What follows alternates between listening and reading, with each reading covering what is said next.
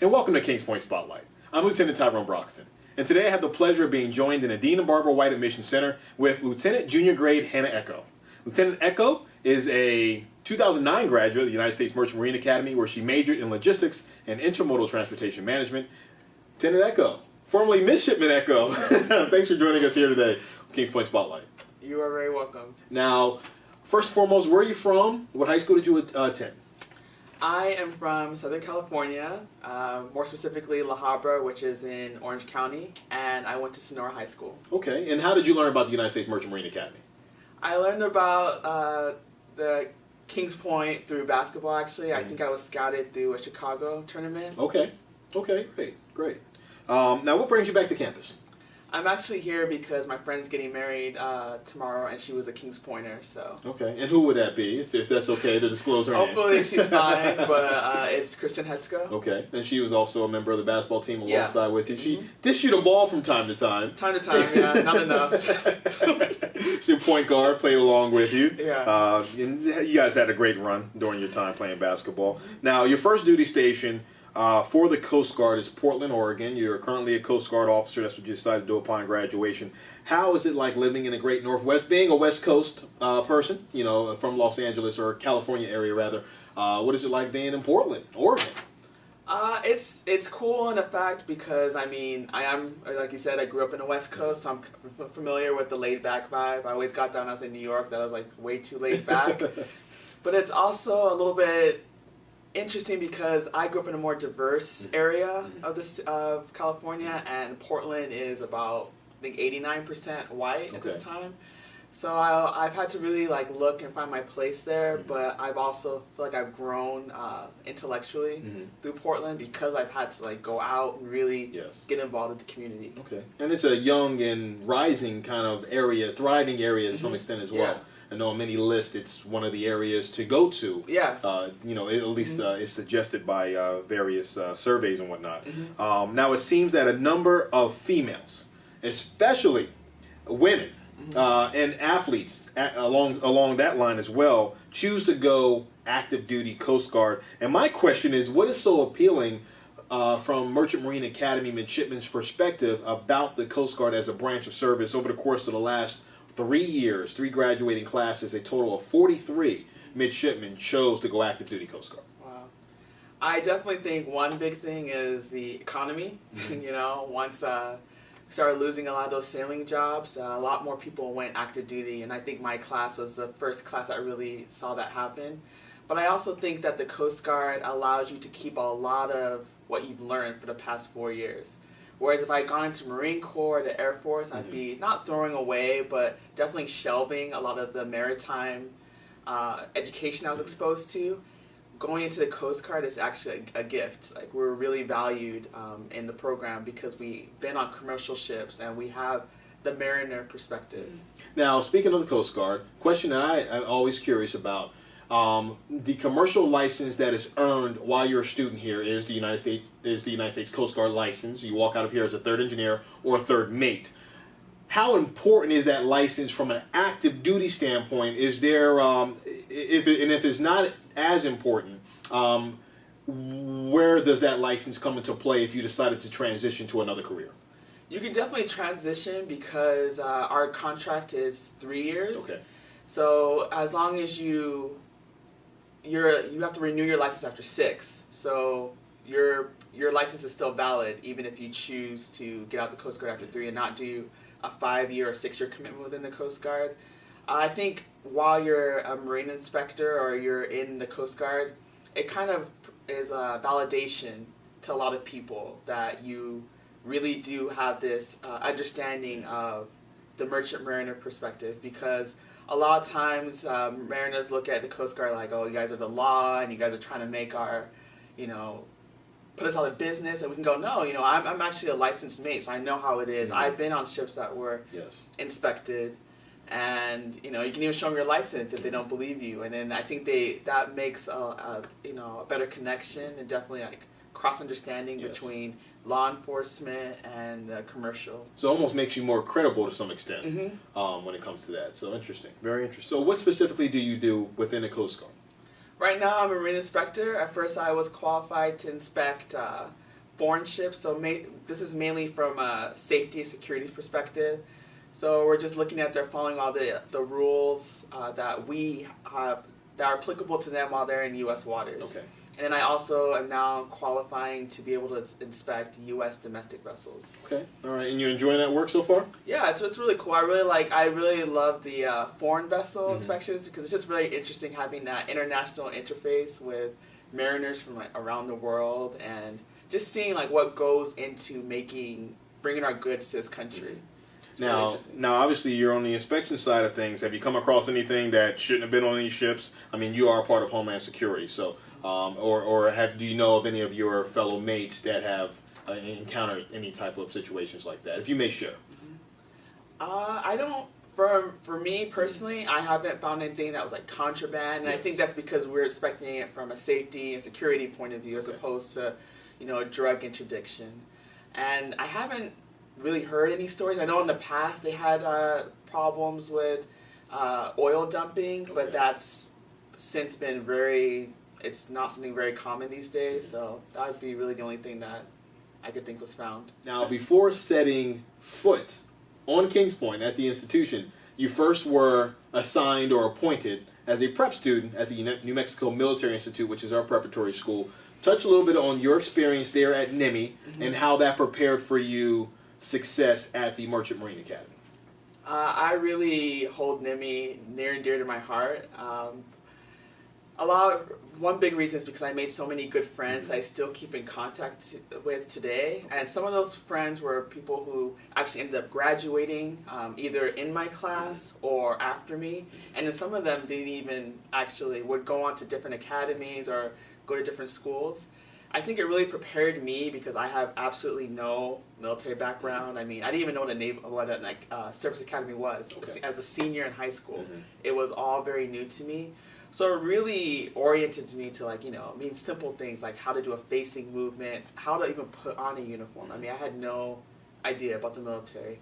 And it also helped me get acquainted with more scientific and technical subjects because that's what I would be learning once I got to Kings Point. So that was it was really a big help to me, definitely. Now, what advice would you give to the students who are currently Rat Week, or I guess you can kind of more so call it Rat Month, is going on as we speak? What advice would you give to those students in terms of taking their academics seriously? Sometimes you have a student that goes there and they just don't adjust quick enough, and obviously they're kind of under contract, so their appointment is on the line if they don't handle their end of the stick on the academic side. I would say get help as soon as possible. I mean, if you're having even a thought that you might need help, even if it's a second day of class, go to your teacher and show that initiative that you need help. I mean, there's nothing shameful in getting tutoring, either from professional tutor or one of your own classmates, and do take it seriously. Monitor yourself. Meet with your counselor, whoever is a person that's kind of working between you and Kings Point and NIMI. Meet with them regularly and check up on your progress and what you should be doing. And definitely have something that's not related to Kings Point or NIMI, that's your own, because that'll keep you grounded. And that actually will help you do well academically, I think, as well.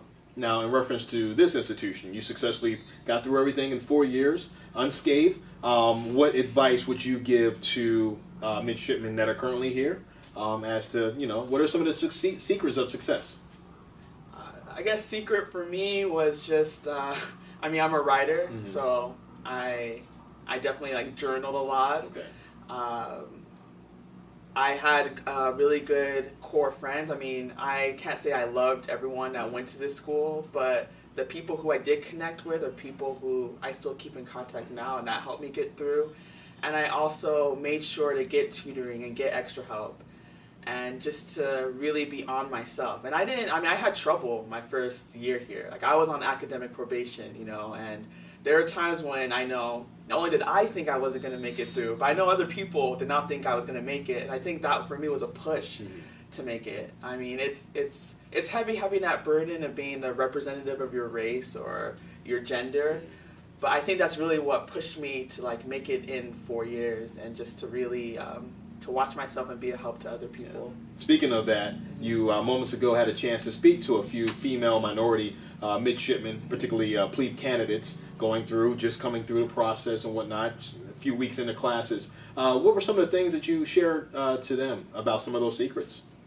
Again, I told them, like, don't be ashamed of getting help. Mm-hmm. I said that even though you look out at this school and you don't see yourself reflected, just realize that you belong here just like everyone else, and that you work just as hard as everyone else. You know, and make that true for yourself. And also, don't sacrifice your own personality. I don't like to give black and white answers to how you should deal with a lot of things in this school, because everyone's personality is different. But find your way and stick to that. You know, find out who you are in leadership, how you study the best, who you socialize the best with, and go into that. And, you know, then you will shine, because you're not trying to, like, follow someone else's route. You're finding your own thing. But definitely build a support network, and even if you have to dig for it, like, dig, because that's what's going to keep you here. I mean, it wasn't only the kind teachers who tutored me or just had kind words for me as I'm going, you know, into class. I mean, it was people who worked in exchange who would give me a smile, or someone would walk up to me and shake my hand and thank me for, you know, being here. Those are the things actually, like, that kept me going, and like I said, told them to find strength in whatever will keep them here. Awesome. Be true to yourself. Yeah. Good stuff. Now, in reference to some things that you just touched on, now we're working extremely hard, diversity standpoint. You know, our numbers are going up, not as fast as I would personally like, but we are improving on a yearly basis. You are seeing an improvement.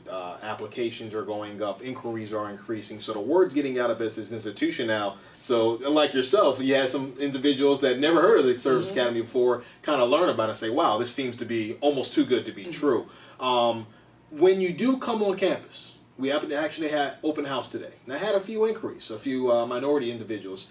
Tell me about diversity. I don't see a lot reflected. And there's a fair amount that's here, but you have so many people out to see. So sometimes you never see all the diversity here at one point in time, because you have so much going on. It's a very unique institution. But for an African American like yourself, particularly a female, you come to this institution, you may not see many mirror images. How do you overcome that obstacle as you consider this institution? Not to get too intellectual, but I just remember that, you know, throughout the past, historical figures, especially in this country, have had that same obstacle of being the first or being amongst the few. I think that gave me, like, a personal strength, just knowing that in whatever arena, not even just the military, that there have been people who've gone through this struggle. And then also I just use this affirmation that I belong everywhere. Doesn't matter if I don't see myself reflective, that's where I want to be, and hopefully it's contributing to good for, you know, humanity in some way. Then even if I don't see myself reflected, then I belong there just like anyone else. And I think that's hard, because it can be kind of a scary and also just uncomfortable thing, just not seeing yourself. Intimidating. Yeah. Yes. But just telling yourself, even if you have to kind of trick yourself into believing that you do belong there just like everyone else. Yes. And just, again, trying to find as many mentors as you can and whatever you want to do, because, you know, you're not the only person who's gone through it, and you're not going to be the last, unfortunately. Yes. Good stuff. Now, you played 4 years of basketball. You're also active in the diversity club. How important is it to be involved with outside activities other than just your academics? I think it's really what saves most people. I hear a lot of Kings Pointers like, you know, if I didn't play a sport, I would never have gotten through, because it gets you away, not even just physically off campus, but just away from the mindset. And I think that's good, because if you look around at our best leaders in the military or otherwise, they are well-rounded people. Even if they specialize and they're a military strategist, they have other interests. That's what makes a good officer. That's what makes a good student. So I think that builds strength in your academics as well, because you get that time to, like, relax and to kind of kick back and talk about other things. And then you go back with even more strength, because you have that stamina now built up in you to, you know, go with your academics. So I definitely say it's very important to be involved in something other than, like, you know, academic pursuits. Yes. Now, knowing you personally over the course of your time here, I would like to assume, the worldly individual that you are, that one of your most appreciative times here at this institution would be the C year. Some of the places that you traveled to, where would they be? I went to, my first year I did in Northern Europe, so I went to the Netherlands, I went to England and Germany, and I did like the Gulf of the U.S., like, you know, Texas, Norfolk.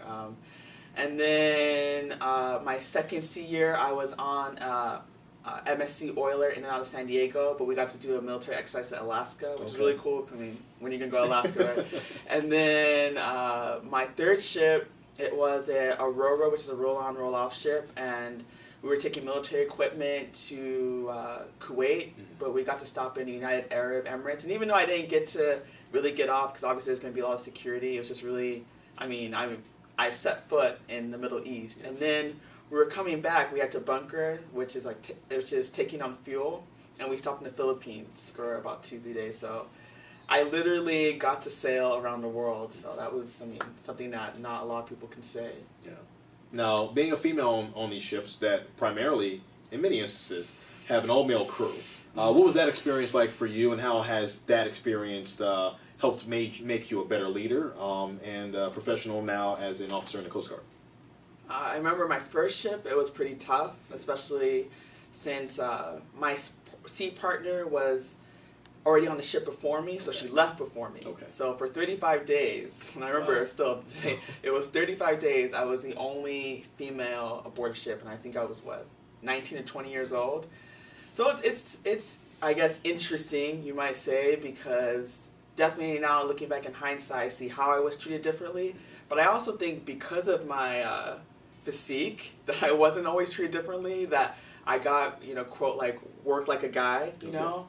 I definitely did a lot of, like, physical labor that I think maybe my other female counterparts at the school didn't have to take part in as much as I did. But I think that definitely you are treated differently, and that you have to even carry yourself differently. And I think just reading about other women's struggles, and not even, again, not just the military, but corporate America or even nonprofit sectors, and realizing that, yeah, we do have to maybe like carry ourselves in a different way than most men do. It's really helped me to have compassion on women leaders. Okay. And it also has helped me to see ways in which I maybe have to like change how I communicate sometimes as like a female leader, and how maybe something might not seem to me to be a weakness, but to a supervisor who's, you know, male, it might appear to be so. So what things I have to like, you know, kind of change and be versatile, I guess. So ultimately, those experiences have helped cultivate the leader that you are. Mm-hmm. Still in a process of becoming. Yeah, really. Because I definitely hope I'm not done yet. So. Yes. All right. Wonderful. Wonderful. Now, socially, you frequented New York City often, as many times as you could. Hannah Echo is off campus in New York City. I know that for a fact. Okay, put me on blast. No, all in fun, all in fun. But no, that's an important aspect, the social aspect. Again, you want to be involved outside of academics, but you also want to, it's college. Yeah. You do want to have a good time, and fortunately we have the best city in the world literally mere minutes away for midshipmen to enjoy once they are granted liberty. What are some of the things that you had a chance to engage with, not only yourself personally, but also, you know, some of the members of your team, things of that nature, and also you worked on a project, more specifically an independent study project that led you to the city quite often to do your research. I think that was a really big push for me, my project, which was a Kings Point Scholar Project, which is an independent study that you can pursue, I think, starting your junior year into your senior year. And so you basically write this huge paper. It's very personal. You work with a mentor and a supervisor, and it's kind of like a mini thesis, I would say. And I did mine on African American music, and so I covered everything from starting with gospel all the way to hip hop, because I mean I just like love music, so that was something I really wanted to get more into. And so that led me to Harlem a lot. So that was like the first time getting to, you know, be there, and just me thinking about all the history that, you know, just 125th carries with you know, the Harlem Renaissance and Malcolm X and all these, all these different movements. It's just amazing. And yeah, I got to hear Michael Eric Dyson speak at one of the bookstores downtown, and also being on basketball, just getting on the basketball team, just getting to go out into the city, and also, getting to see, I mean, even if it was only for a little bit, different segments of like the East Coast. And I definitely got out in the city as often as I could. And that was actually my incentive to pass license. As I said, if I pass license this first time and I have 1 week where all I get to do is explore New York and use Kings Point basically as my hotel. Yes. And I had that on my calendar, and that's really what got me that was my gift to myself to pass. Awesome. Now, if I'm not mistaken, I have a photo on Facebook of you all in 2009 glasses. So the basketball team, did you guys do Times Square for the ball drop for 2009? We did it 3 times. Okay. And I would say once is enough. Yes, I experienced myself. It's one of those things that I think you only need to do one time. Absolutely. And then it's, yes. It's a wrap. Did the tourist thing first time here? Did it first year, and don't do it again. Never again. Yeah. Never again. But a fun time. You have to do it if you're here, in my humble opinion. All right. Well, last but not least, what advice at the end would you give to young ladies, those who are currently attending Kings Point, and also those who are considering Kings Point? What advice would you give to those young women? I would definitely say, come here for the right reasons and come here for you. I would say to know what you're getting yourself into, basically. Talk with as many different kinds of people who've gone to this school as possible. Not even just people who look like you, people who don't look like you, and ask how they feel about being here, people who are here, people who graduated. And while you are here, realize that, everyone's going to have their bad days, from people who love this school to people who cannot wait until they are walking their whites, across that field. And just realize that whatever it is that keeps you going, that's why I say I think everyone has to have their thing that's not related to the school, not related to your parents, that's just for you. Whatever keeps you going, to keep that close and to remind yourself that, this thing matters just as much as your academics, just as much as your sports, and everything that this school brings out of you, because it can get trying at times. So, absolutely. Would you do it all again? Yeah, I think so at this point. I mean, I'm honestly still trying to figure it out, but I think I would. And last but not least, I know I asked that already, but from a Coast Guard standpoint, do you foresee yourself maybe in that career for 20 years, or do you think maybe you'll be looking at considering some other pastures, before that? I think at this time I will be considering other pastures, but I'm also very new in my career, so I definitely do want to do one more tour at least. Yes. And then we'll see from there. Hannah Echo, always a pleasure. So thankful for you coming back and spending some time with us. You're welcome. All right, well, that concludes this edition of Kings Point Spotlight. For all of us in admissions, I'm Lieutenant Tyrone Broxton. Until next time, acting on verba, and go Mariners.